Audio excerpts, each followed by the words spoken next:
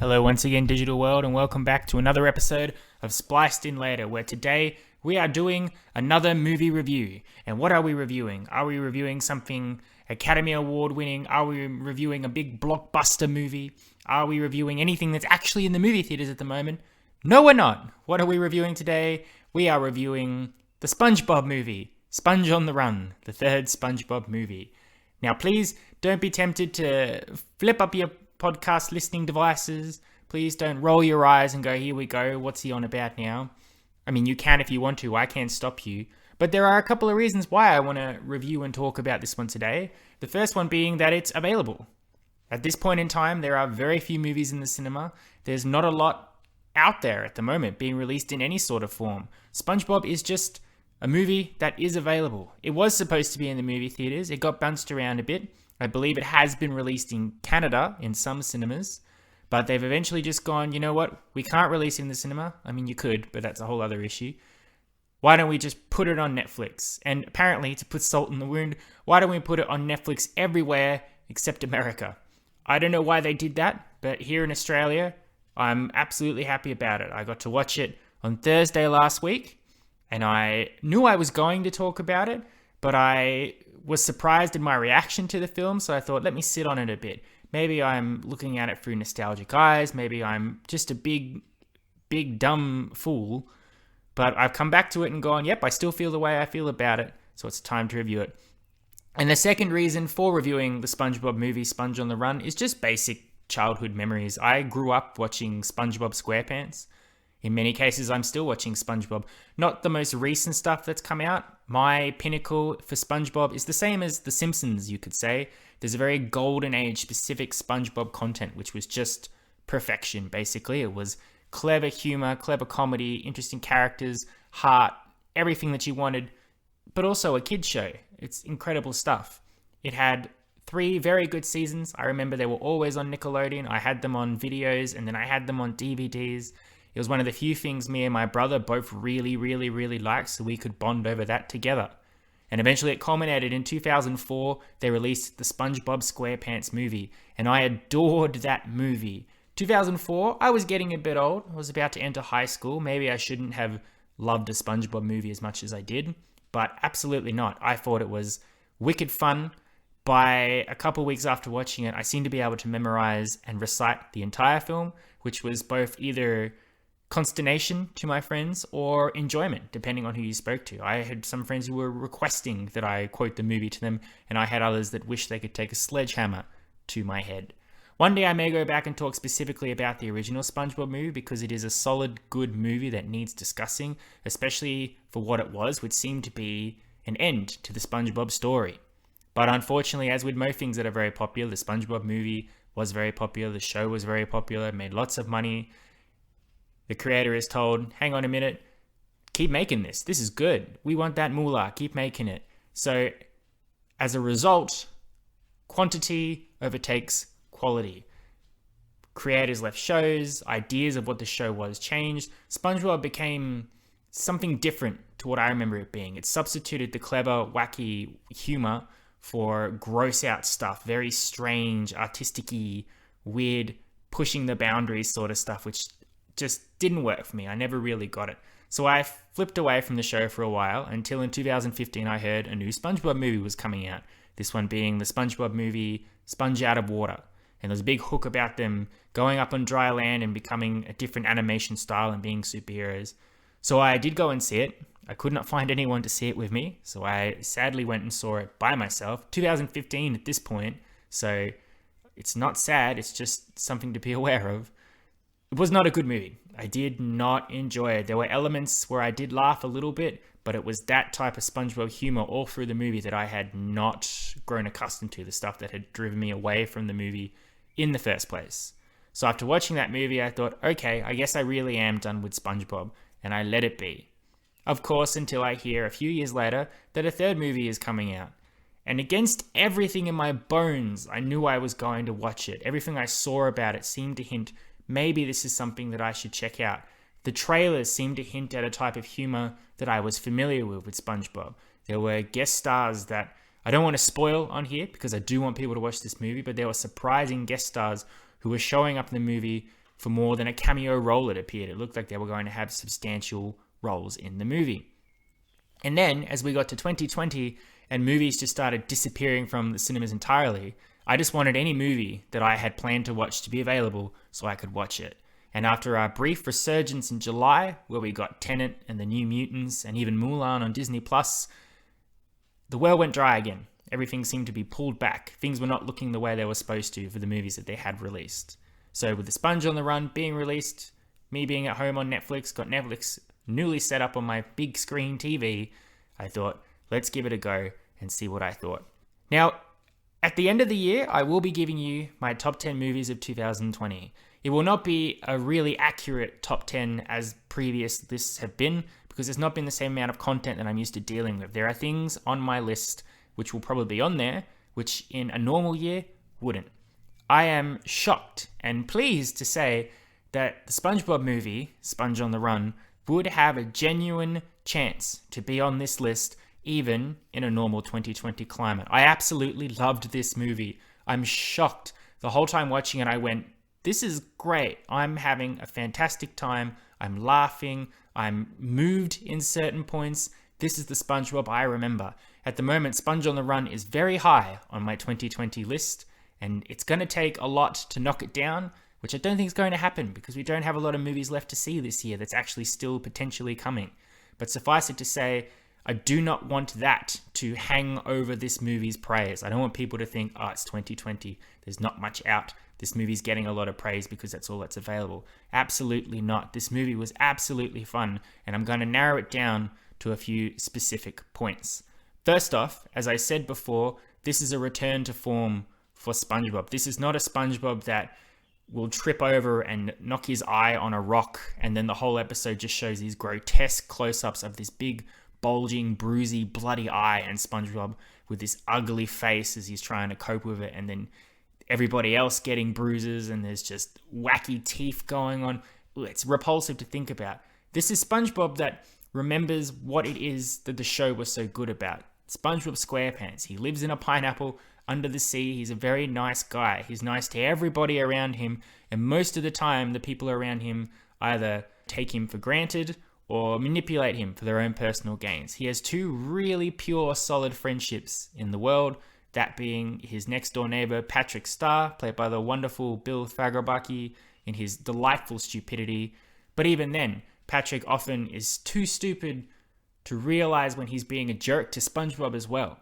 On the other hand, he's got his pet snail, Gary. Now that is a pure relationship. In early days of SpongeBob, from what I've seen of recent shows, they like to think that Gary manipulates SpongeBob a lot. Well, this movie really shows that the two of them are bonded in a way that only a owner and their pet can be. I keep delaying getting a pet for my own house at the moment, and watching SpongeBob and Gary in this new movie makes me realize how much I really do need a cat or something in this house to share that warmth and connectivity with, because it's just delightful and genuine to see. It's a simple premise, basically. SpongeBob is doing some stuff through no fault of his own. Gary is suddenly stolen, whisked away from Bikini Bottom, and he embarks on a quest with Patrick by his side, as always, to go and find Gary and bring him home. The reasons for why Gary disappear are overarching.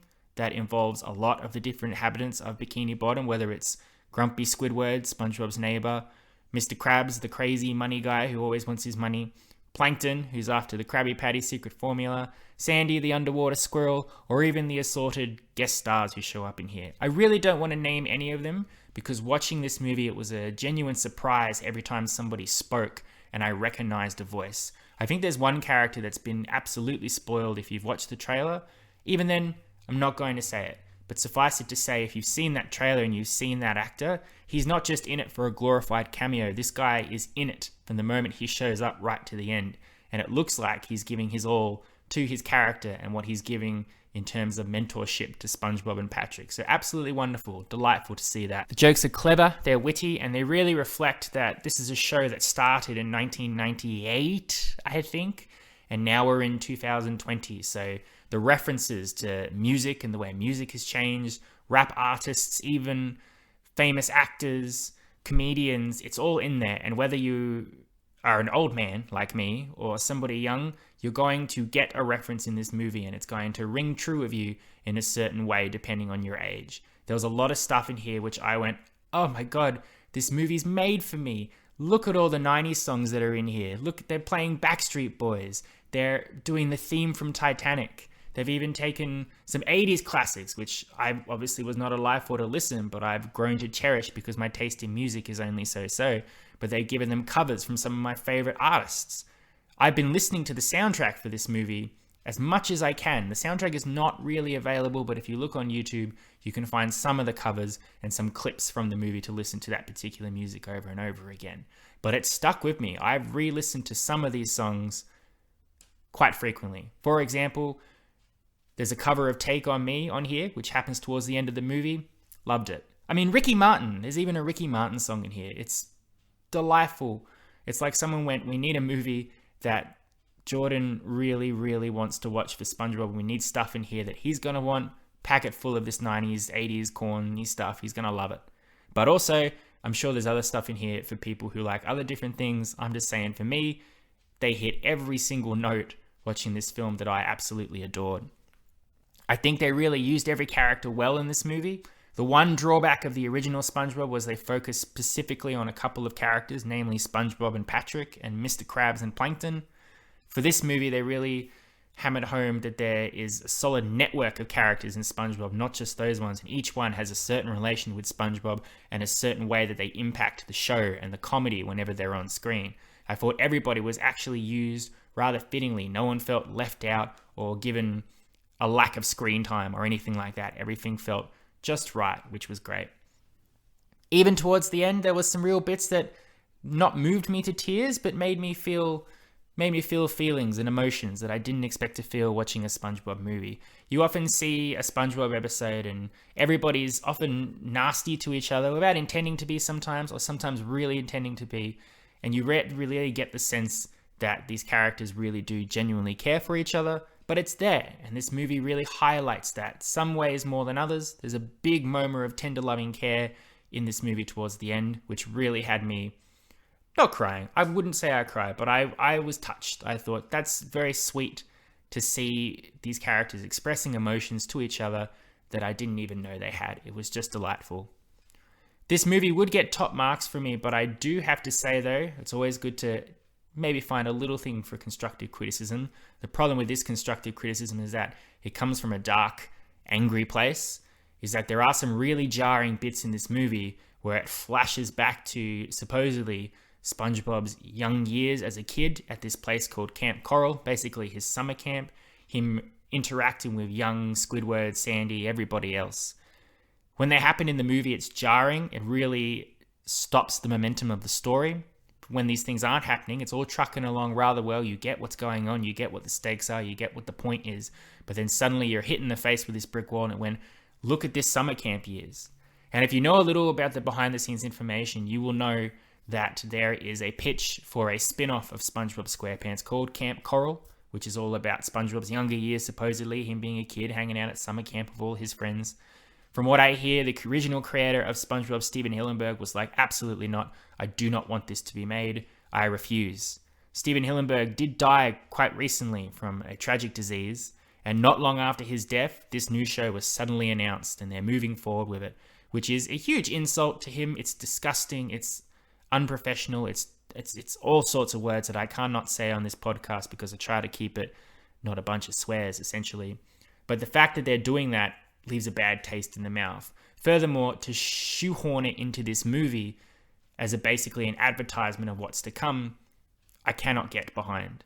As I said, there's a bit towards the end of the movie where there's a real nice emotional moment building, and even that is cut up between these flashbacks. You get a genuine speech from a character and then suddenly a very awkward flashback and some more Camp Coral stuff, which impacts that emotional moment so much that you do not get to feel the emotions that you know you're supposed to be feeling. And if you know the behind the scenes drama, you feel angry, annoyed, frustrated, disgusted, however you want to go. So, final thoughts as I sum up a surprisingly very positive review of the SpongeBob movie, Sponge on the Run. I give it 8 out of 10. The only reason it doesn't get the full 10 is because of all that Camp Coral stuff and everything behind it. That stuff's so disappointing enough to knock it down 2 stars, essentially. But what this movie is, and what's important for us as a society right now, is that it is just pure, light-hearted fun. There's nothing about it that's pushing any sort of agenda, besides apparently a spin-off, but we'll move past that. There's no politicalness about it. There's no uncomfortable religion qualities or anything like that. There's no twists and turns that are supposed to make you think or scared or cry or whatever. It's just a simple hour and 20-minute movie about your favorite cartoon characters from your old favorite show as a kid, just doing their stuff, but doing it as good as they used to, and just having fun and going on a merry little journey. Everybody in here looks like they're having fun. All the guest stars are. All the characters are good. It's good to check in with everybody again. And in this climate of 2020, with pandemics in the air and elections that will never end, it's just nice to have this one thing that you could just put on and just escape and just have a big smile on your face while you're watching it. So I conclude by saying I cannot recommend the SpongeBob movie, Sponge on the Run, enough.